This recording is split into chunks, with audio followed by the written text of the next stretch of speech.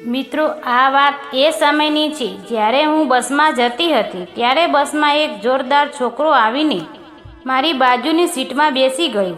મારા પતિ બહાર રહેતા હતા અને હું પ્યારની સાવ ભૂખી હતી. પછી એ છોકરાએ મને ટચ કરવા લાગ્યો અને પછી થયું એવું કે શું વાત કરું.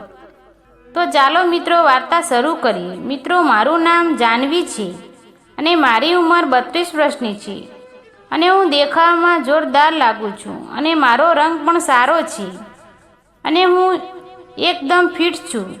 મારા લગ્ન 5 વર્ષ પહેલાં થયા હતા અને જો હું તમને મારે વિશે વધુ કહું તો હું એક બિંદાસ ભાભી છું. મને હરવા ફરવાનું ખૂબ જ ગમતું હતું.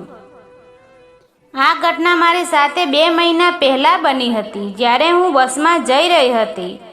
પછી બસ ઊભી રહી અને એક 27 વર્ષનો સ્માર્ટ છોકરો બસમાં ચડવા લાગ્યો.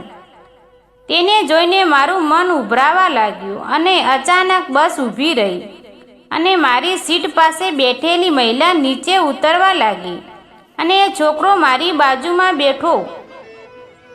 થોડો સમય પછી તેણે મારી સાથે વાત કરવાનું શરૂ કર્યું.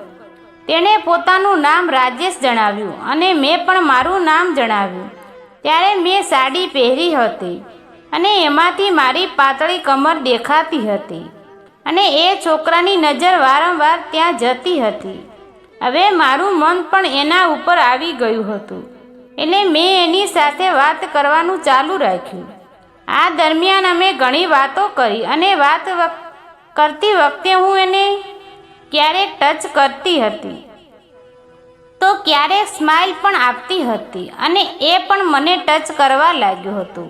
થોડી વાર પછી એને મારા પગ પર હાથ મૂક્યો એટલે મેં તેની સામે સ્માઇલ આપી. ત્યારે એને બીજો હાથ મારી કમર પાસે મૂક્યો એટલે મેં આંખ બંધ કરી દીધી અને એનો હાથ પકડી લીધો. હવે એ પણ સમજી ગયો હશે કે હું પણ તૈયાર છું એટલે એને પોતાનું કામ આગળ વધાર્યું.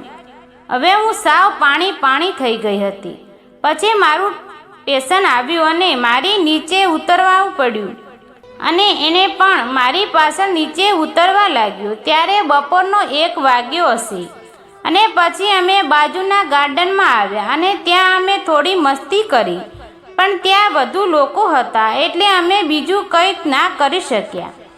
પછી તેણે મારો નંબર માંગ્યો. ત્યારે મેં ખચકાટા વિના મારા નંબર આપ્યો. તે દિવસથી અમે દરરોજ રાતના 2 વાગ્યા સુધી વાતો કરતા, કારણ કે મારા પતિ કામના લીધે બહાર રહેતા હતા.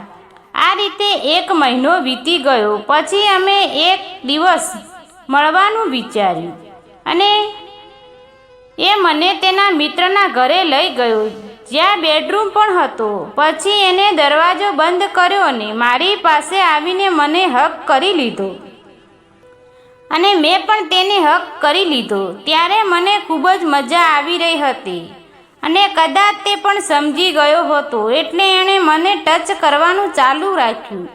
હું હવે મારી જાતને નિયંત્રણ કરી ના શકી. હું તેને સ્પેસથી ગરમ થઈ ગઈ હતી. પછી તેણે મને તેના ખોળામાં ઉપાડી અને બેડરૂમમાં લઈ ગયો અને પછી અમે જે કર્યું એ સાંજ સુધી બેડરૂમમાં જ રહ્યા અને પછી અમારી મુલાકાત વધવા લાગી અને એક દિવસ એવો આવીને ઊભો રહ્યો કે મારા પતિ અમને બંનેને સાથે જોઈ ગયા. જો મિત્રો વિડીયો પસંદ આવ્યો હોય તો વિડીયોને લાઈક અને ચેનલને સબસ્ક્રાઈબ કરજો. ફરી મળીશું એક નવા વિડીયોમાં. ત્યાં સુધી આવજો. ધન્યવાદ.